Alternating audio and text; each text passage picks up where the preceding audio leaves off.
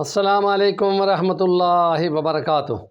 اعوذ باللہ من الشیطان الرجیم، بسم اللہ الرحمن الرحیم۔ وَأَذِّن فِي النَّاسِ بِالْحَجِّ يَأْتُوكَ رِجَالًا وَعَلَىٰ كُلِّ ضَامِرٍ يَأْتِينَ مِنْ كُلِّ فَجٍّ عَمِيقٍ لِيَشْهَدُوا مَنَافِعَ لَهُمْ وَيَذْكُرُوا اسْمَ اللَّهِ فِي أَيَّامٍ مَّعْلُومَاتٍ إِذَا رَزَقَهُم مِّن بَهِيمَةِ الْأَنْعَامِ فَكُلُوا مِنْهَا وَأَطْعِمُوا الْبَائِسَ الْفَقِيرَ۔ وقال اللہ تعالی والفجر ولیال عشر، صدق اللہ العظیم۔ قربانی کی باتیں ہو رہی ہیں۔ حج کے سلسلے میں 10 ذی الحجہ کو قربانی ہوئی، شیطان کو بڑے کو کنکریاں ماری گئیں، قربانی ہوئی، اور اس کے بعد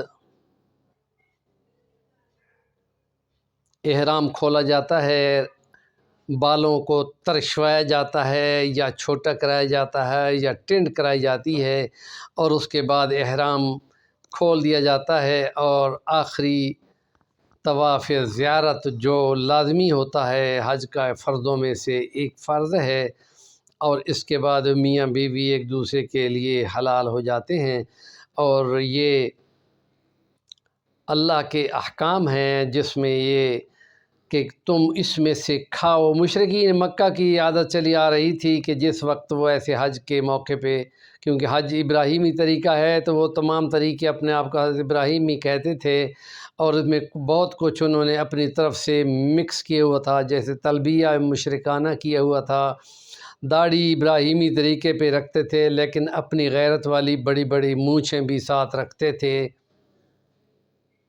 اور وہ جو حاجیوں کے لیے قربانی کرتے تھے اس میں سے خود نہیں کھاتے تھے۔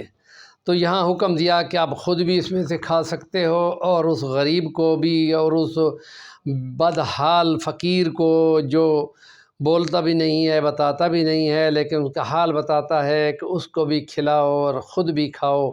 لیکن یہ بہت غیر معقول طریقہ ہے کہ قربانی کی ساری فریجیں بھر کے رکھ لی جائیں اور تھوڑا تھوڑا کر کے کھایا جائے۔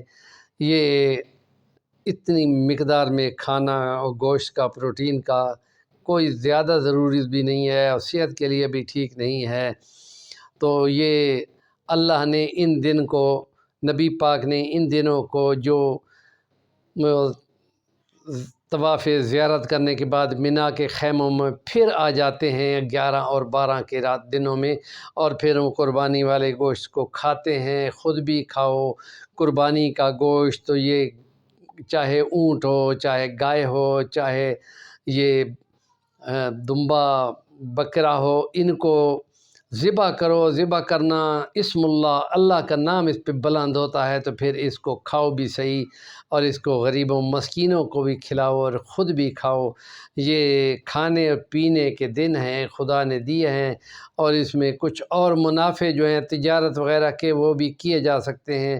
مطمع نظر صرف اللہ کی رضا ہو، اور یہ حج ہے اللہ کی طرف سے، لیکن ہے یہ مشقت طلب، اس لیے عورتوں کے لیے کہا گیا ہے کہ یہ تمہارے لیے جہاد ہے۔ ہمارے چینل کا نام ہے صفی الوانی، ضرور سبسکرائب کریں، کام کی بات کا کمنٹ دیا کریں۔